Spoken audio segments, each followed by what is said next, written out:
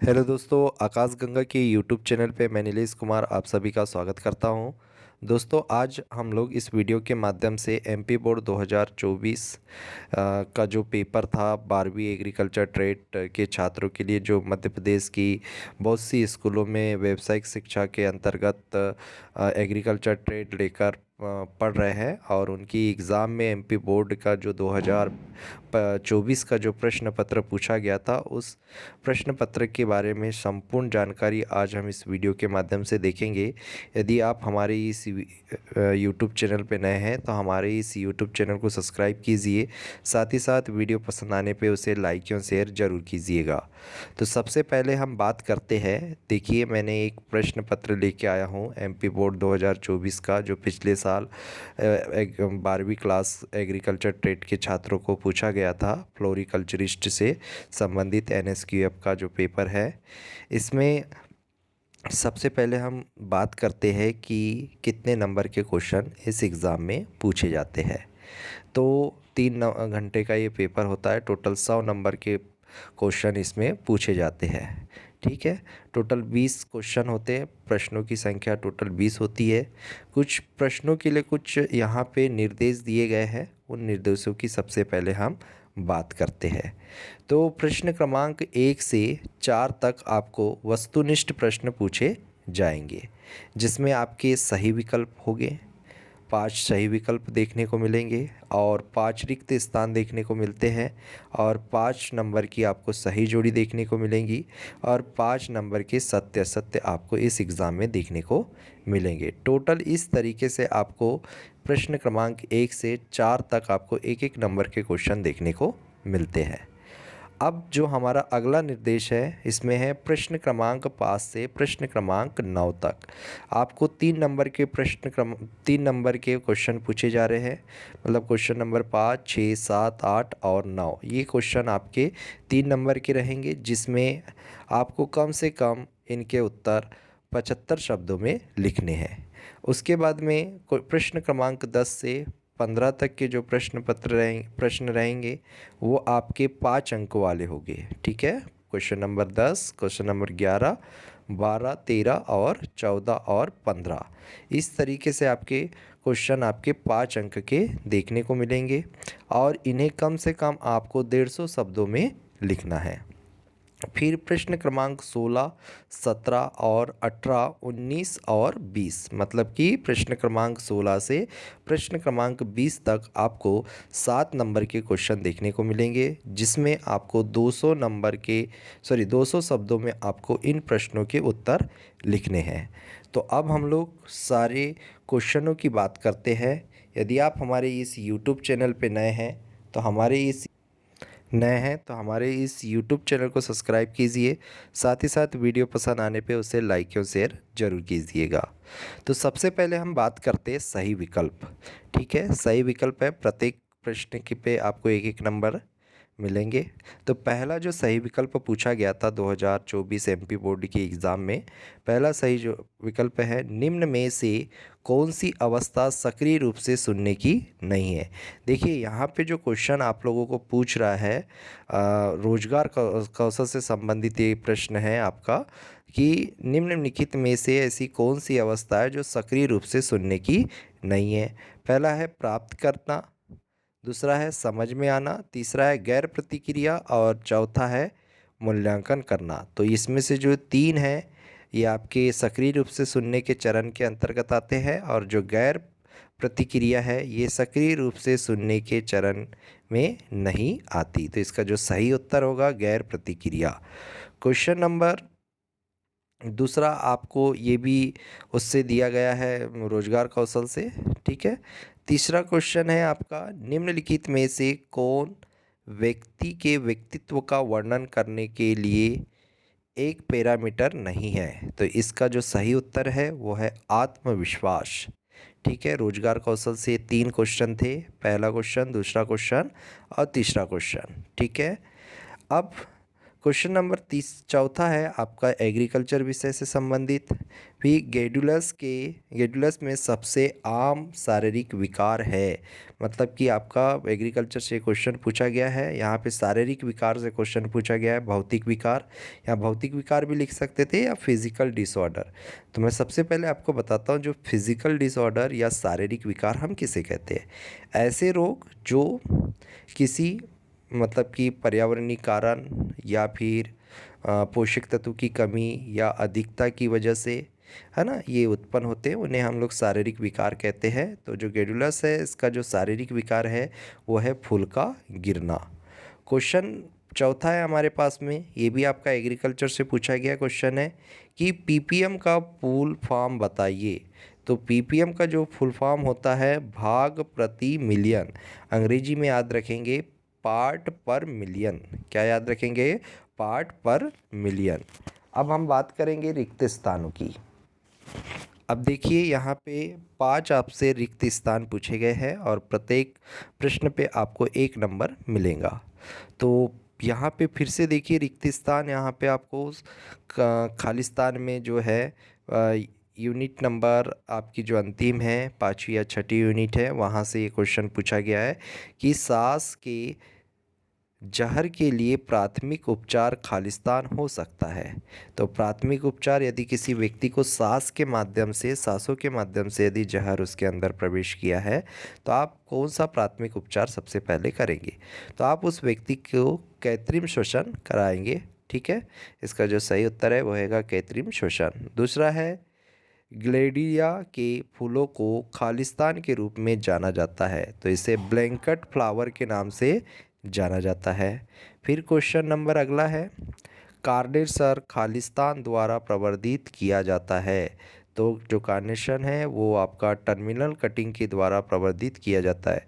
Student मैं आप लोगों को बता दूं, देखिए आप एक चार्ट बनाइए। ठीक है, एक चार्ट बना लीजिए। एक तरफ आप क्या कर लीजिए, फसल का सामान्य नाम, जैसे कि भाई गुलाब है, कार्नेशन है, रजनीगंधा है, इस तरीके से आप उनके सामान्य नाम लिखेंगे।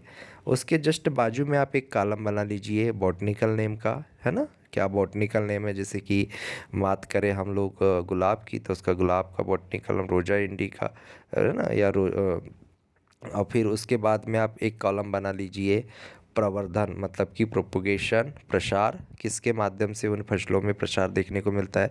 जैसे कि कार्नेशन की यदि हम बात करें तो कार्नेशन में प्रवर्धन किसके माध्यम से देखने को मिलता है? Terminal cutting. भाई तब टर्मिनल कटिंग क्या होती है? टर्मिनल बड्स को हटाना टर्मिनल कटिंग कहलाती है। जैसे कि चाइना एस्टर में आपसे पूछ लेगा कि प्रवर्धन किसके माध्यम से होता है, तो बीजों के माध्यम से चाइना एस्टर में प्रवर्धन होता है। तो आप देख लीजिए कौन कौन सी फसलों में प्रवर्धन किन किन चीज़ों के माध्यम से होता है वो देखेंगे। उसके बाद में आप उसके जस्ट बाजू में आप उनसे संबंधित कुछ रोग लिख लीजिए, कौन कौन से रोग लगते हैं उन फसलों में, उनसे संबंधित कीट लिख लीजिए। इस तरीके से आप चार्ट बनाइए और कम से कम एक दिन एक पढ़ने से पहले, आप एग्रीकल्चर पढ़ने से पहले आप क्या काम करिए, उन कम से कम एक फसल से संबंधित इन संपूर्ण डाटा को लिखिए, लिख कर याद करिए। फिर अगले दिन अगली क्रॉप को लीजिए, फिर उसे कंटिन्यू आप यदि करते हैं तो आपको ये पूरा का पूरा चार्ट याद हो जाएगा। और ये चार्ट आपकी एग्ज़ाम में बहुत ही मतलब कि आपकी एग्ज़ाम के लिए बहुत ही महत्वपूर्ण होगा और साथ ही साथ आपके लिए काफ़ी हेल्प करेगा। जैसे कि देखो अभी यहाँ पे क्वेश्चन दे दिया गया कि भाई कार्नेशन का प्रवर्धन किसके माध्यम से होता है, तो किसके माध्यम से होता है? टर्मिनल कटिंग के माध्यम से होता है। अब इस साल यदि क्वेश्चन पूछ ले कि भाई चाइना एस्टर में प्रवर्धन किसके माध्यम से होता है, तो इस तरीके से आप क्या काम करेंगे, वो चार्ट को याद करेंगे तो निश्चित रूप से आपको अच्छे सफलता मिलेंगी और अच्छे नंबर पाने में काफ़ी मदद मिलेगी। अब अगला क्वेश्चन है, बहुत ही इम्पोर्टेंट क्वेश्चन है ये, कक्षा 11वीं 10वीं और 12वीं के बच्चों को अधिकतर ये कई बार पूछा गया है कि भाई नर्सरी का एक गंभीर रोग कौन सा है ना। आपको नर्सरी का एक रोग बताना है, कौन सा है, तो ये आपने कक्षा 11वीं में भी पढ़ा था। नर्सरी का एक रोग है डंपिंग ऑफ, जिसे भिगोना भी कहते हैं। ठीक है, अब मैं इससे संबंधित कुछ जानकारी आप लोगों को बता देता हूँ। जो डंपिंग ऑफ जो रोग है ये होता कवक की वजह से है। ठीक है, होने का कारण क्या है? कवक की वजह से है। और ये रोग कब लगता है पौधों में? जब पौधे अपनी नर्सरी अवस्था में रहते हैं। ठीक है। दूसरा क्वेश्चन आपसे इस तरीके से भी पूछा जा सकता है कि भाई डंपिंग ऑफ रोग पौधे के किस भाग को सबसे अधिक प्रभावित करता है? अभी मैंने देखा था कहीं कोई स्कूल का पेपर था, प्रश्न पत्र था, वहाँ पे इस तरीके से क्वेश्चन पूछा गया था कक्षा 12वीं में ही कि भाई डंपिंग ऑफ रोग पौधे के किस भाग को प्रभावित करता है? ऑप्शन था वहाँ पे पत्ती, फूल, अंकुर और ऐसा और एक कोई ऑप्शन था, है ना, तना। तो इस तरीके से क्वेश्चन पूछा था, तो उसका जो सही उत्तर था वो था अंकुर। जो डंपिंग रोग से संबंधित जानकारी फिर से रिपीट करता हूँ, यह एक नर्सरी से संबंधित रोग है और ये कवक के कारण उत्पन्न होता है। तीसरी चीज़, इस रोग के कारण पौधे के सबसे ज़्यादा किसको प्रभावित करता है? ये अंकुरों को।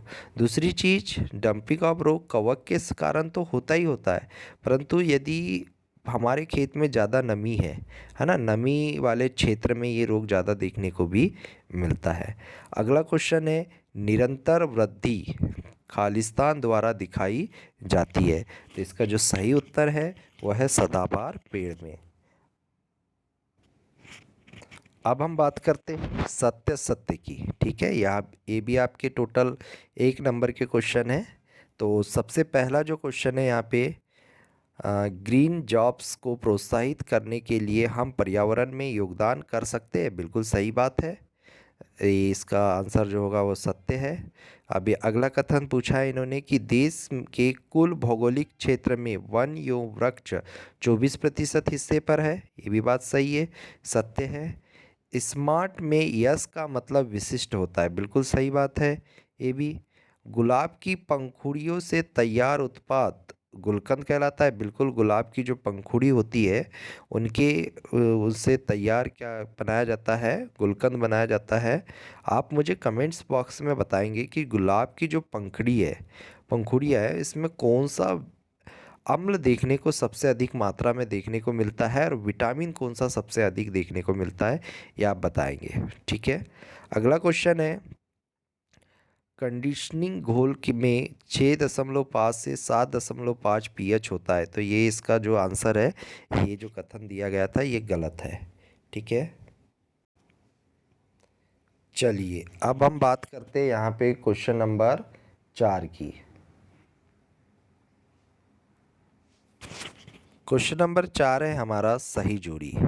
ठीक है, इधर अ वाले भाग में आपको फ्रेंच मैरीगोल्ड, ठीक है, गुलाब जल, सुरक्षात्मक कपड़े, बड़ा बोनसाई, सूखे फूल, और इधर है एस्क्रोनिकम हेलिक्रसम और 60 सेंटीमीटर से अधिक, टेगेटस पेंटुला, मूल्यवर्धिक उत्पाद और एप्रन। ठीक है, तो आपको सही जोड़ी यहाँ पे बताना है। जो फ्रेंच गोदा है इसका बॉटनिकल नेम पूछा है टेगेस्टस पेंटुला। ठीक है। दूसरा है गुलाब जल। गुलाब जल का जो सही उत्तर है, ये एक मूल्यवर्धित उत्पाद है गुलाब जल, है ना। सुरक्षात्मक कपड़े में आपका आ जाएगा एप्रन। और बड़ा बोनसाई क्या है? तो 60 सेंटीमीटर से अधिक, है ना। और इसका जो अगला क्वेश्चन है आपके सूखे फूल का एब्रोक्लियम हेलिक्रिसम। ठीक है, इसका जो सही उत्तर है। अब हम बात करते हैं, अब हमारे क्वेश्चन नंबर 5 से क्वेश्चन नंबर 9 तक आपको 3 नंबर के क्वेश्चन पूछे गए हैं, जिसमें पहला क्वेश्चन पूछा गया है प्रश्न क्रमांक 5 में, व्यक्तिगत सुरक्षा के लिए मैनुअल कार्य लिखिए। ठीक है। क्वेश्चन नंबर दूसरा है, छठवा है आपका सक्रिय रूप से सुनने के चरण। ठीक है, खालिस्तान में भी इससे संबंधित क्वेश्चन पूछ लिए गए थे। लक्ष्य निर्धारण को लिखिए, रोजगार कौशल से संबंधित क्वेश्चन है। स्प्रेडशीट क्या है? ये भी रोजगार कौशल से संबंधित क्वेश्चन है, यूनिट नंबर 3 से। झाड़ियों के उपयोग आपको लिखना है, कम से कम 3-4 उपयोग लिख देना, आपको बहुत अच्छे नंबर मिलेंगे। अब हम बात करेंगे जो दीर्घ उत्तरीय प्रश्न हैं उनकी। चलिए अब हमारा जो क्वेश्चन है क्वेश्चन नंबर 10, ये आपका 5 नंबर में क्वेश्चन पूछा गया है, अफ्रीकन गेंदा और फ्रेंच गेंदा के अंतर। ठीक है, आपको अंतर बताना है अफ्रीकन गेंदा और फ्रेंच गेंदा के बीच। फिर अगला क्वेश्चन है, चमेली की कटाई को समझाना है ना, जो जास्मिन है उसकी प्रूनिंग को आपको क्या करना है? समझाना है। फिर वार्षिक पौधों का वर्गीकरण मौसम के आधार पे करना है। जो हमारे वार्षिक पौधे होते हैं उनका जो है वर्गीकरण आपको मौसम के आधार पर, ध्यान रखिएगा, मौसम के अनुसार आप क्या करेंगे, वार्षिक पौधों का वर्गीकरण करेंगे। तो ये भी क्वेश्चन आपके question number 5, question number 10, question number 11 और क्वेश्चन नंबर 12 आपके 5 नंबर के क्वेश्चन है। चलिए अगला जो क्वेश्चन है हमारा 13 नंबर का क्वेश्चन, वो है फूलों के मूल्यवर्धित उत्पादकों को लिखिए। भाई फूलों से ऐसे कौन कौन सी चीज़ें हैं जिनको बेचकर हम अच्छा पैसा कमा सकते हैं। तो फूलों से हम माला बनाकर पैसा कमा सकते हैं, गुलदस्ते बना सकते हैं, ठीक है, गुलकंद बना सकते हैं जैसे कि गुलाब से, है ना, गुलाब जल। ये इसका आंसर हो गया। उनके बारे में आपको लिखना है जो फूलों से जो हमारे मूल्यवर्धित उत्पाद बनते हैं उनके बारे में आपको डिटेल में लिखना है। कम से कम 5 ऐसे मूल्यवर्धित उत्पादकों के बारे में आपको डिटेल में लिखना है। अगला क्वेश्चन है आपका, एक उद्यमी की भूमिका और कार्य को लिखिए। भाई ये रोजगार कौशल यूनिट नंबर 4 आपकी, है ना, उद्यमशीलता से संबंधित क्वेश्चन है। आपको एक उद्यमी है उसकी भूमिकाएं और उसके कार्य को एक्सप्लेन करना है। अगला क्वेश्चन है, गुलदाउदी में स्टेकिंग के बारे में लिखिए। अब स्टेकिंग क्या होता है, पौधों को सहारा देने की क्रिया स्टेकिंग कहलाती है। आप लोग बहुत समय से पढ़ते आ रहे, कक्षा 9वीं से पढ़ते आ रहे हैं, है ना। तो गुलदाउदी में स्टेकिंग के बारे में आपको समझाना है, किस तरीके से स्टेकिंग क्या होती है, स्टेकिंग के क्या फ़ायदे होते हैं, ये संपूर्ण चीज़ें आप लोग इसमें लिखेंगे तो आपको अच्छे नंबर बिल्कुल मिलेंगे। अब अगला क्वेश्चन है आपका 7 नंबर के क्वेश्चन आप देखने को मिलेंगे, निबंधात्मक क्वेश्चन है।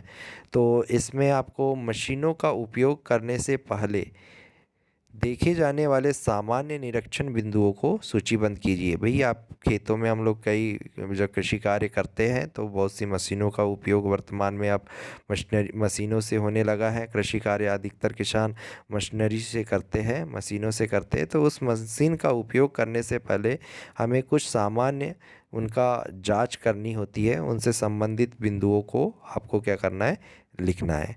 अगला क्वेश्चन है हमारा 17 नंबर का, ट्यूबरोज रजनीगंधा के कीट पीड़क एवं रोग प्रबंधन की व्याख्या कीजिए। देखिए क्वेश्चन बहुत लॉन्ग पूछ लिया है। यहाँ पे आपको रजनीगंधा के कीटों के बारे में भी लिखना है, साथ ही साथ उनमें जो रोग लगते हैं उन्हें कैसे कंट्रोल करना है, उनके कैसे प्रबंधन करना है, मैनेजमेंट करना है, उनकी व्याख्या आपको इस प्रश्न के उत्तर में देना है। अब अगला हमारा जो क्वेश्चन है वो है जरबेरा के व्यावसायिक प्रवर्धन की प्रक्रिया लिखिए और जरबेरा में रोपण की क्यारी तैयार करने की विधि को समझाइए। मतलब यहाँ पे 2 क्वेश्चन एक साथ मिला करके पूछ लिया गया है आपसे। जो जरबेरा है हमारा, जरबेरा की का प्रवर्धन किसके माध्यम से होता है, प्रोपोगेशन के बारे में, प्रोपोगेशन की पूरी प्रक्रिया पूछी गई है। साथ ही साथ जरबेरा में जो रोपण करने के लिए हम जो क्यारी की तैयारी करते हैं वो क्यारी बनाने की संपूर्ण विधि आपसे पूछी गई है। अब देखिए अगला जो क्वेश्चन है 19 नंबर का, ये भी आपका 7 नंबर का क्वेश्चन है। इसमें आप लोगों को कुछ पोषक तत्व की कमी के लक्षण लिखना है। जैसे आपको नाइट्रोजन की पोषक तत्व की कमी के लक्षण बताना है कि भाई नाइट्रोजन की कमी से पौधों में किस प्रकार के लक्षण दिखाई देते हैं, ये चीज़ें आपको बताना है। फास्फोरस की कमी के लक्षण आपको बताना है, पोटास मतलब पोटेशियम की, है ना। अब मुझे कमेंट्स बॉक्स में बताएंगे कि प्राथमिक पोषक तत्व कौन से होते हैं और इनके पौधों की आवश्यकता इनको कितनी होती है, ठीक है। प्राथमिक पोषक तत्व की संख्या बताएंगे, कौन कौन से प्राथमिक पोषक तत्व है ये बताएंगे, और पौधों को इनकी आवश्यकता कितनी होती है ये आप लोगों को कमेंट्स बॉक्स में बताना है। अगला आपको बोरान की कमी के लक्षण लिखना है और जिंक की कमी के लक्षण आप लोगों को लिखना है। इस तरीके से आपको टोटल 7 नंबर का क्वेश्चन पूछा गया है पोषक तत्व की कमी के लक्षण लिखने के लिए। अगला जो क्वेश्चन है हमारा 20 अंतिम क्वेश्चन है। इसमें आप लोगों से पूछा गया है कि भाई आंतरिक पौधों से आप क्या समझते हैं। मतलब कि आंतरिक पौधों की परिभाषा पूछ ली गई कि आंतरिक पौधे किसे कहते हैं, उसे आप क्या समझते हैं, और इस उनके विभिन्न प्रकारों के बारे में लिखिए, वो कितने प्रकार के होते हैं। ये क्वेश्चन आपका पूछा गया है टोटल 7 नंबर में। तो इस तरीके से आपको 7 नंबर्स के क्वेश्चन देखने को मिले हैं। तो इस तरीके से मैंने आपको एमपी बोर्ड 2024 का कक्षा 12वीं एग्रीकल्चर ट्रेड का संपूर्ण पेपर आप लोगों को मैंने दिखाया। अब यदि आप कमेंट्स बॉक्स कर में बताएंगे कि यदि इन क्वेश्चनों को सॉल्यूशन भी लेकर मुझे आना है, तो मैं आपके कमेंट के अकॉर्डिंग, जितने कमेंट्स आएंगे उसके अकॉर्डिंग मैं अगला नेक्स्ट वीडियो लेकर उपस्थित होऊंगा। सिलेबस से संबंधित वीडियो भी मैं आप लोगों का बना दूंगा। और यदि छात्रों को कक्षा 10वीं और कक्षा 12वीं के छात्रों को यदि हमारी इम्पोर्टेंट प्रश्नों की, उनके विथ सॉल्यूशन की यदि नोट्स चाहिए, तो एक हमारी ऑनलाइन एमपी बोर्ड कक्षा 10वीं और कक्षा 12वीं की ऑनलाइन नोट सीरीज़ शुरू की गई है, जिसका चार्जेस ज़्यादा नहीं रखा गया है, 49 रुपीज़ रखा गया है। आपको ऑनलाइन एक प्लेटफॉर्म पे वो परचेज़ करने को मिलेंगी। और यदि उस सीरीज को परचेज़ करना चाहते हैं तो डिस्क्रिप्शन बॉक्स में आपको नंबर दे दिए गए हैं, उस नंबर पे संपर्क करके आप उस सीरीज को भी परचेज़ कर सकते हैं। बहुत ही अच्छी सीरीज बनाई गई है, सारी यूनिट से आपको इम्पोर्टेंट क्वेश्चन और उनके आंसर भी उस सीरीज के अंतर्गत दिए गए हैं। ऑब्जेक्टिव भी सिलेबस के अकॉर्डिंग वो पूरी सीरीज़ तैयार की गई है, और निश्चित रूप से बहुत महत्वपूर्ण क्वेश्चनों की सीरीज है। यदि आप लोग परचेस करना चाहते हैं तो डिस्क्रिप्शन बॉक्स में दो नंबर दे दिए गए हैं, उस नंबर पे आप व्हाट्सअप करके उस सीरीज को परचेस कर सकते हैं। धन्यवाद, मिलते हैं नेक्स्ट वीडियो में।